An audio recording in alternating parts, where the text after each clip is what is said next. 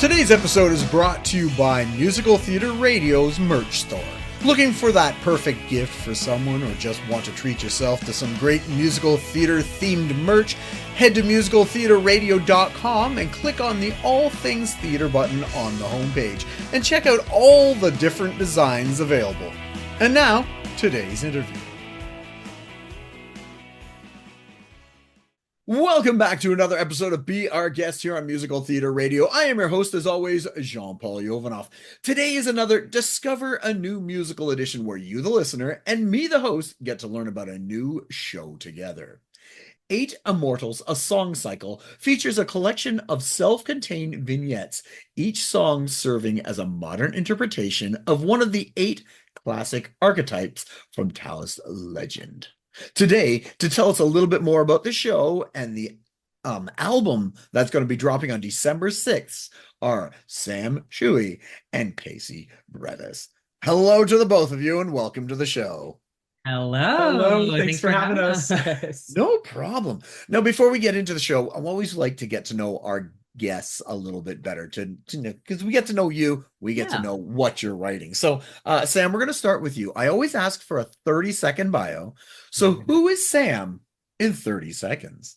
Oh my gosh. Well, I'm a married LA-based singer-songwriter, and I've been making music online for the past decade. I'm one of the OG YouTube musicians who started a big channel on YouTube creating covers and mashups and medleys of pop music. And I'm now returning to my roots by delving back into the world of musical theater, and I'm so excited. Perfect. Casey, yourself in 30 seconds. I'm a singer and a songwriter, originally from New York, come from a family of musicians. Met Sam in college singing in the same a cappella group, and we've been singing and working together ever since. I sing classically and pop and musical theater, and this project we're working on now is just a really exciting one for us. Perfect. Now, Sam, were you always into musical theater growing up, or is that something you discovered a little bit later in life? I always loved it as a kid. I was in the King and I and community theater, little, always loved it all throughout up to college. Was doing, shows at school, and then weirdly took a turn after college and started doing YouTube and pop music, and that sort of has taken over my life for the past decade or so. But I've always harbored such a love for musical theater, and so many of our friends went on to pursue musical theater, so we're very much very thrilled to be dipping our toes back into this world that we love so much. Casey, yourself, you were a kid who loved musical theater, or is that a little bit later? Oh, yeah, absolutely. Well, growing up in New York, I mean, it's an amazing place to love musical theater. I was seeing shows with my parents and my grandparents since I was a little kid. It's such a magical world, and I was so excited and so happy to have been exposed to it at such a young age. Fantastic. So let's talk about the show.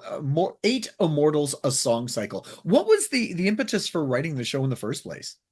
Yeah, well, we have always, between the two of us, ever since we met, we're like, someday we're going to write a musical. We're going to write a show. It's going to be great. Obviously, a lot of other stuff has been going on and a lot of other projects.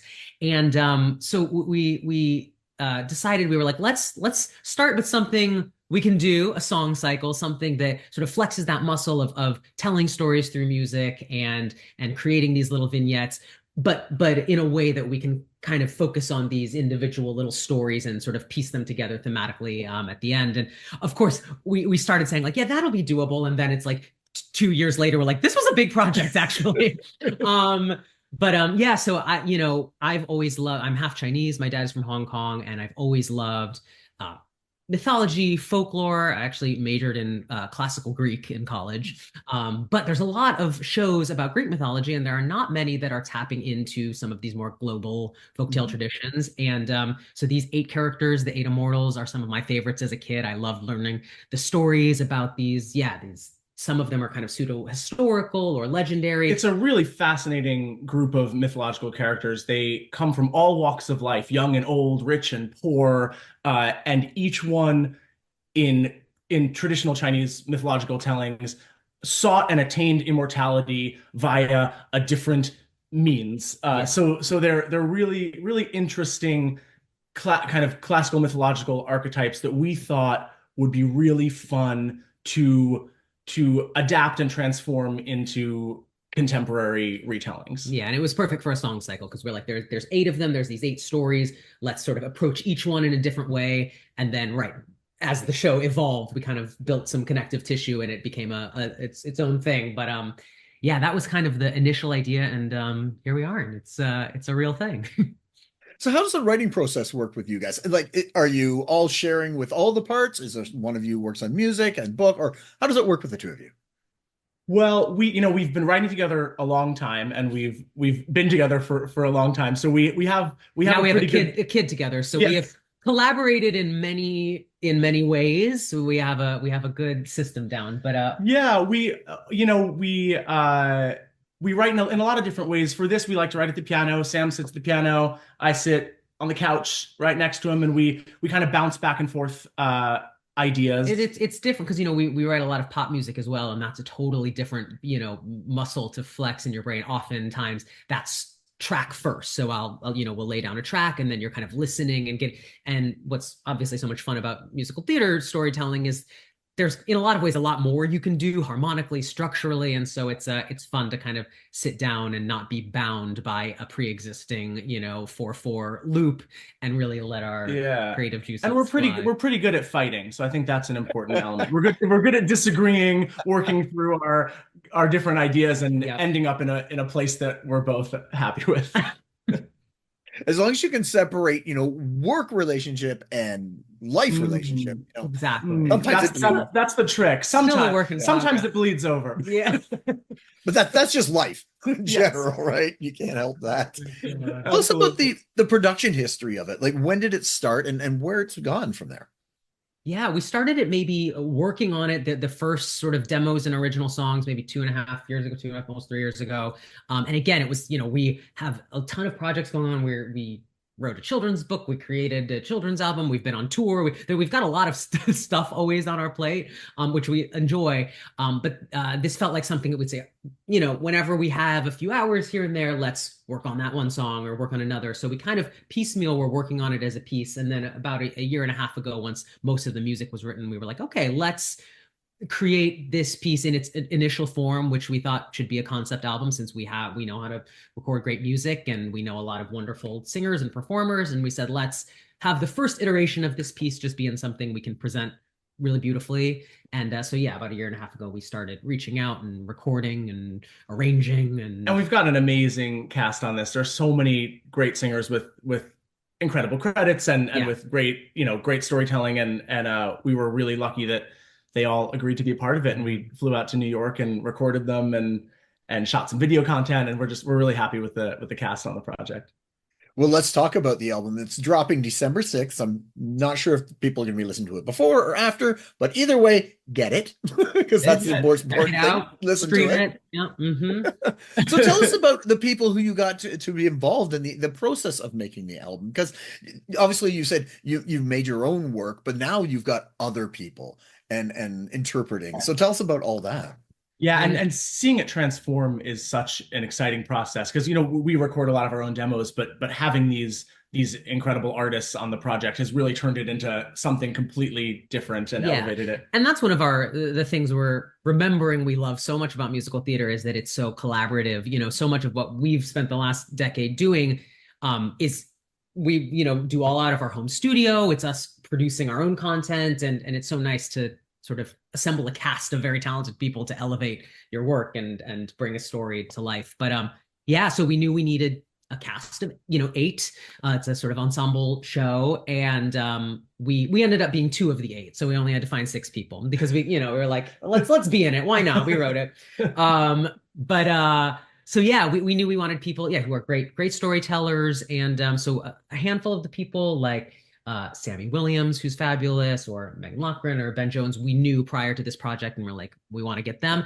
And then there were a couple people who we just kind of wanted to reach for the stars. In John Briones, for example, always have been a fan of his. He lives in LA. We know some people in common, but we were like, he would be perfect. There's this song that he would absolutely kill. And so we just reached out, sent him a demo, and said, is this something that resonates with you? And he loved it. And so yeah, that was the same thing happened with Justin David Sullivan, who's just finished their run in Anne Juliet on Broadway, and similarly just kind of cold reached out and said, we have some music that I think you would be amazing on. And yeah, luckily enough, hopefully the music spoke for itself and we were able to get a fabulous cast.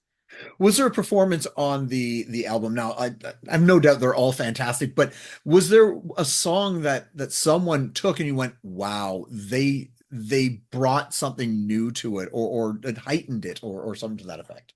I love what Ashley did with My Morning Routine. Yeah. Yeah. So there's an actress, Ashley Chu, who's singing one of the songs, and it's a one of the first songs, and it's a reinterpretation of this immortal who became an immortal by being an ascetic. So essentially, she was this beautiful woman who only ate like powdered rocks, and eventually she became so thin and light that she floated up to heaven. So Kind of silly, but we sort of reinterpreted this as in what ways are contemporary mothers and women feeling they need to deny themselves? And so we created this character who's a mommy vlogger who is shilling a powdered rock supplement and using that as her means of kind of elevating herself. But as the song goes on, you realize that it has some strange side effects and she might be having a kind of episode. And so we needed someone who was going to just go there. And she just gave this demented performance. I mean, In the it's best- in the most incredible way. Yeah, she took it to really extreme, hilarious places, and we're so happy with that. But the whole cast, I mean,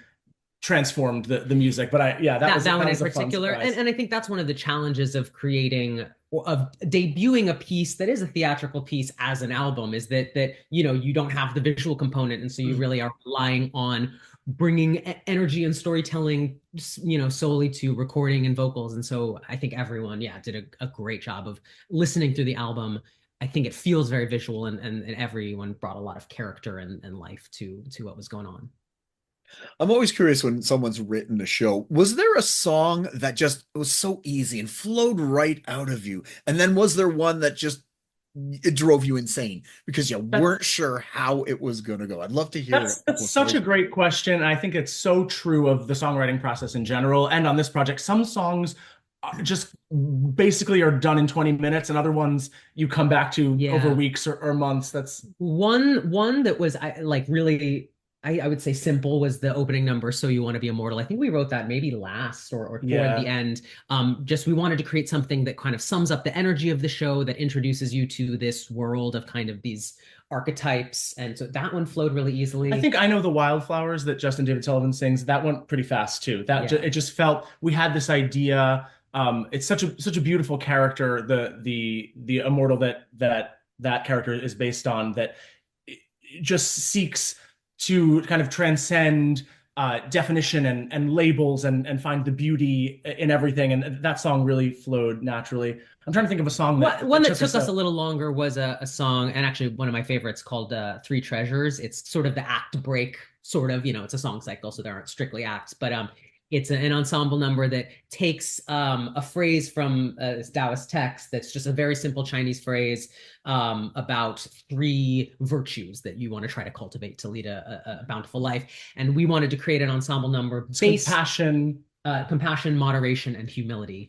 And we wanted to create this group number that kind of explored that, but in a unexpected way. So it's this kind of like, I don't know, it's in like 5/4. It's sort of jazzy. It's a strange, structurally interesting number. It has rhythmically interlocking motives that kind of, So that one took us a while, and that is the one that we ended up sort of reverting to our pop roots, where we laid down, once we had a certain idea, we laid down this kind of loop because it's in a strange time signature. We were like, how are we going to fit these three themes that are going to overlap? And that's where it got a little more technical, but we enjoy that too. It's fun. And when you finally unlock it, you're like, okay, there it is. Yes. Nice.